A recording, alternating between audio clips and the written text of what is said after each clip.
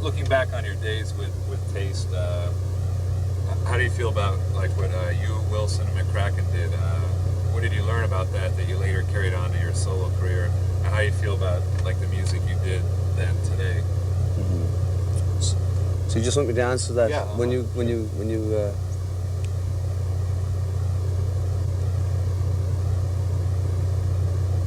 Did you tell me when? Oh, go ahead. I'm sorry. Oh, you're running? Oh, Yeah. sorry. Yeah. Oh, I look back in those days with a certain amount of affection, but I don't like to live in the past either. But when it's your first real step into rock and roll and blues, you know, you obviously remember good memories of touring and being in the studio for the first time. So, I mean, I cut my teeth in that band, but a lot has happened since, and I'm more conscious of what's happening now and the future. Okay. When was it that, and why was it that the three of you guys decided to part company? Yeah. Well, the band was running for about 4 years, 2 years with John and Richard, and we just played 340 days a year. Who knows, a band just fizzles out if it runs out of compatibility or whatever, and it just came to an end, but I think it just happened at the right time. Okay.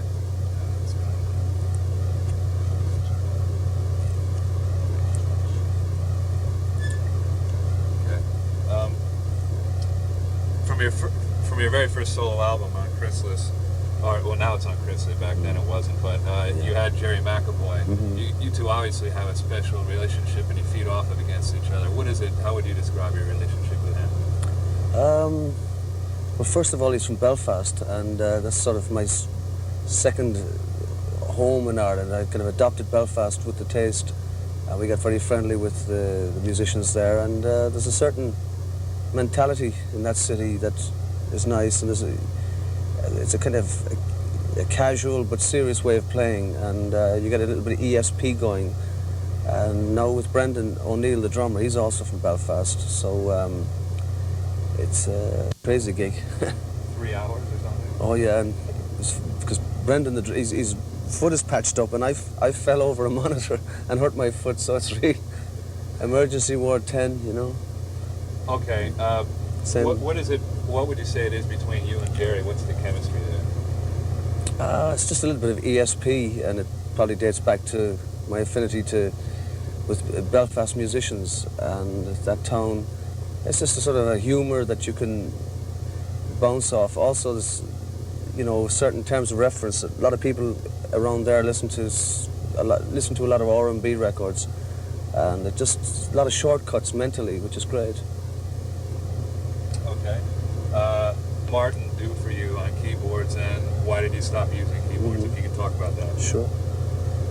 Well, Lou was first time I heard him playing. He was one of the few guys in Europe that, at the time, that could, at one point, sound like Otis Spann, and the next minute he could play like Jerry Lee Lewis. He covered the whole range, and he just came along on an Italian tour, and we just tried him out, and it just sounded good. And bit by bit, it naturally changed the harmonic sound and the chord structures and so on. And we had recorded a couple of albums together, but after about 5 years, I felt like going back to the guitar, bass, and drums idea, and because it's more freeform and more rhythmic. But certainly, he's an A1 player. He's great. Do you miss having that fill where you can lead off of it? You know what I'm saying? That you don't have to play those chords because he's filling in there or whatever. Yes and no. I mean, yes, from the point of view of, naturally, every other musician playing with you is an inspiration. But no, from the point of view of you being responsible for the chords and the chops and the leads, and just for the openness of the trio sound. Okay. Okay, I'm a big blues fan, and obviously you are too. What do you get out of the blues, and who are the guys you like? Do you like Little Walter, Big Bill Brunsey? Yeah. What do you like? Well, what do you get out of the blues? Well, as a child, I liked Leadbelly and Big Bill Brunsey. They're the first blues players I heard, and it was like more acoustic blues, country blues, and but obviously growing up on rock and roll and folk music, I soon looked behind the rock and rollers and found people like Jimmy Reed and ultimately Muddy Waters. And but like any European, educating yourself in the blues was a slow process. You had to dig out this record and that record and eventually put the whole picture together.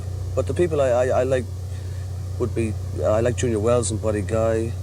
The late J.B. Hutto covered one of his songs, and he's a great slide player. I like Albert Collins a lot, and but I still have a soft spot for the old acoustic players like Scrapper Blackwell, Blind Boy Fuller, Blind Lemon Jefferson, people like that. All right, since '69, you've had like 18 or 19 odd albums. Through all of that, you've stuck with your music. Whereas other groups saw the shift in musical tastes and tried to mold their sound to fit those tastes. Yeah. You stay true to your roots. Why? Well, I just, you have to believe in yourself, and I can't really chop and change every other year. I mean, when different fads came out, people were saying to me, "Oh, Rory, come on, you got to sound like Gary Glitter, and you got to sound like T-Rex, you got to sound like every new shift." But I mean, I'm not a blues purist to the point of distraction, but I do believe that in blues, rhythm and blues and rock and roll should be kept fairly untampered with. And now the latest fad is R&B is coming back, and this is the joke. So, it's just as well that I didn't start going off on these wild goose chases. But I mean, I understand some people are more light-footed about changing styles, and they like to be reggae one minute and then change to new romantics, whatever. But I mean, I just believe in the roots of the music, and I just try and work on that, and I just stuck to it, that's all. Yeah, It helps. All right, Yeah. Robin Trower and you're both in a similar situation, trying to get a record deal and the whole thing. Why is it you think that radio doesn't play your songs? I mean, both of you guys have tremendous talent, but what do you have to do to get like the record barons to see that and get a deal? What's the problem with them and the radio and the whole business? Well, in the last couple of years, it's become a more cutthroat, and a lot of the A&R people and record companies are getting very, pop record and video conscious and so on. But I mean, I've got my record deal sorted out now after a bit of fussing and fighting. But and I just wouldn't go with any company. Some companies will say, okay, we'll give you a deal, but you've got to work with this producer. You've got to wear that. You've got to sing that, and it's not an ego trip. But I mean, you have to believe in yourself, even if you're slightly wrong. It's better to do your own thing. And but certainly a lot of the so-called artist relationship thing and the ethics of the older companies or the A&R men before this generation were a little more true to their hearts. The newer bunch are just all, some of them anyway, are really more strictly dollar conscious and strictly points and products and words like that. Yeah. Along those lines, where do you see yourself fitting into today's music?